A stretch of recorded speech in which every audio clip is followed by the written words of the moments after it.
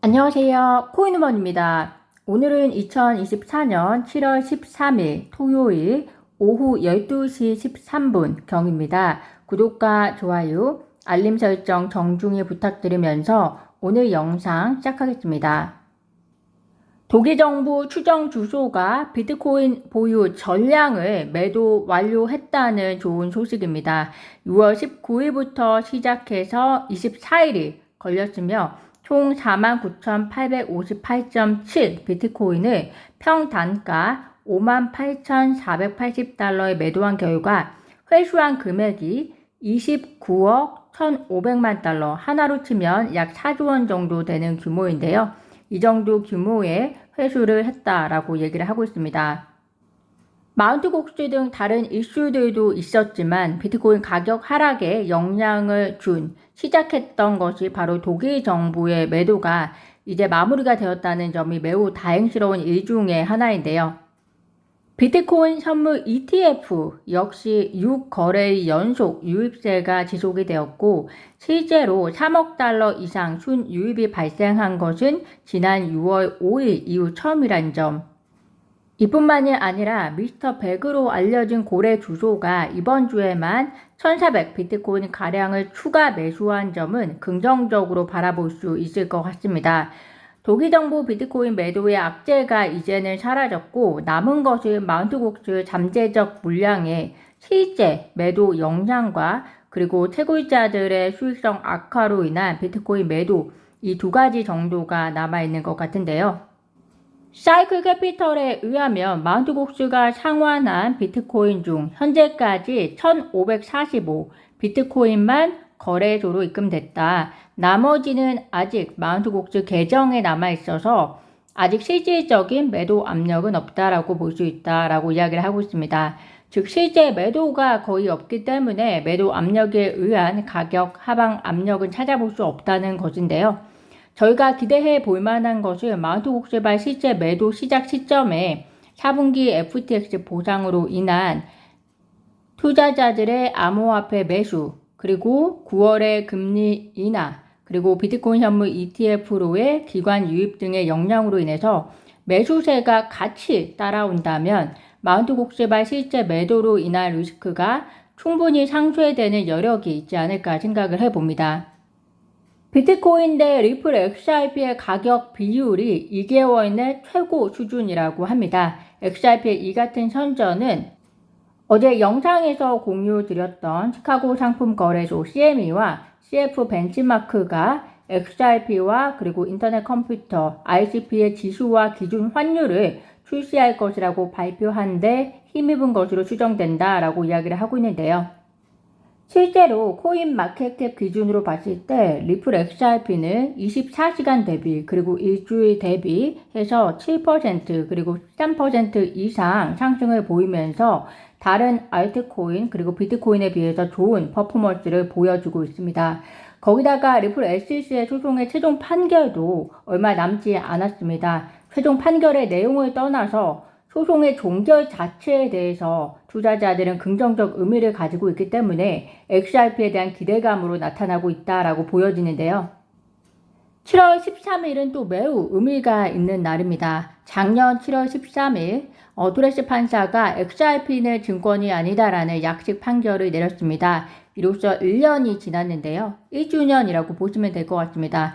물론 약식 판결의 내용은 그것만이 전부는 아니었습니다. 리플의 XRP 기관 판매에 대해서는 증권 거래로 보았기 때문에 이에 대한 구체적 구제책 판결을 기다리고 있는 상황이죠. 어쨌든 7월 13일 XRP가 증권이 아니라는 판결로 인해서 업계가 큰 힘을 갖게 되었습니다. SEC로부터 기소당한 바이낸스, 코인베이스, 크라켄 등이 토레스 판사의 판결을 인용했었고 바이낸스는 실제로 토레스 판사의 판결을 인용해서 판사로부터 BUSD는 증권이 아니다라는 판결과 함께 SEC 기소의 일부분에 대해서는 기각 결정을 받았습니다.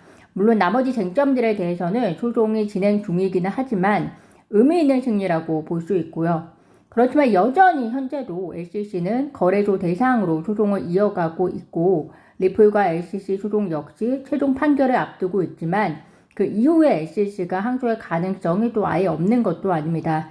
호주 암호화폐 변호사 빌모건 변호사의 경우에는 작년 토레시 판사의 그런 결정에 대해서 SEC가 항소할 가능성이 높고 또 리플 역시 판결에 대해서 항소할 필요가 있다라고 생각할 것이다 라는 글을 남겼는데요. 글쎄요. 저는 SEC가 항소할 가능성이 리플이 항소할 가능성보다는 낮다라고 현재로서는 생각을 합니다. 왜냐하면 SEC는 현재 항소할 명분이 많이 사라졌습니다. 그 근거로 최근에 BUSD 스테이블 코인 발행사 팍소스에 대한 조사를 SEC가 중단한 것도 바이낸스와 SEC 소송 중 판사의 판결인 BUSD는 증권이 아니다라는 것을 SEC가 스스로 받아들였음을 의미하는 것인데요. 그런데 리플 소송에 있어서만 토레시 판사의 약제 판결권에 대해서 항소를 한다. 그간 SEC가 리플에 대해서 형평성이 많이 없기는 했지만 만약 정말 이런 일이 발생한다면 이건 대놓고 리플에 대한 악감정을 드러내는 것이기 때문에 규제기관으로서 보일 수 있는 행보로는 어려울 것 같습니다. 오히려 구제책 판결에 따라서 리플이 항소를 할 여지가 저는 SEC보다 높다라고 보고요. 리플이 제기하는 항소 역시 구제책이 특히 미국 내 사업 부분이나 ODL에 대한 평가가 리플에게 유리하게 내려진다면 그 역시 항소 가능성이 낮아질 수 있다라고 생각을 하고 있습니다. 일론 머스크가 공화당 대선 후보 트럼프의 거액 기부를 나섰다라고 하는데요. 미국 암호화폐 전문 변호사 조 칼레사레는 도널드 트럼프가 오는 대선에서 승리한다면 트럼프 행정부에서는 수많은 암호화폐 현물 ETF가 승인이 될 것이다. 그렇게 되면 블랙록, 비트와이즈 등 자산 운용사들이 시가총액 가중 ETF 상품을 만들게 될 것이고 사람들은 주식 지수 관련 ETF 상품을 매수하는 것처럼 암호화폐 지수 ETF 상품을 매수하게 될 것이다 라고 전망을 하고 있습니다. 매우 낙관론적인 평가이기는 하다라고 저는 생각이 들고요. 우선은 수요가 뒷받침되어야 기관들이 상품을 출시할 것으로 보이고 또 이러한 현상은 규제가 명확하고 또 기관 진입이 본격적으로 이루어지고 나서 암호화폐 시장이 어느 정도 안정화가 되어야 가능하지 않을까 생각이 듭니다. 물론 트럼프 만약에 전 대통령이 당선이 돼서 이제 대통령이 된다면 임기가 4년 정도 되기 때문에 물론 4년 안에 암호화폐 시장이 그렇게 안정화가 된다면 물론 그런 일들이 있을 수는 있다라고 생각은 되어지고요. 이더리움 현물 ETF의 최종 승인이 임박했다는 소식입니다. 조기발 매도도 끝났으니 다음 주는 조금 더 기분 좋은 소식들이 암호화폐에 가득한 한 주가 되었으면 좋겠습니다.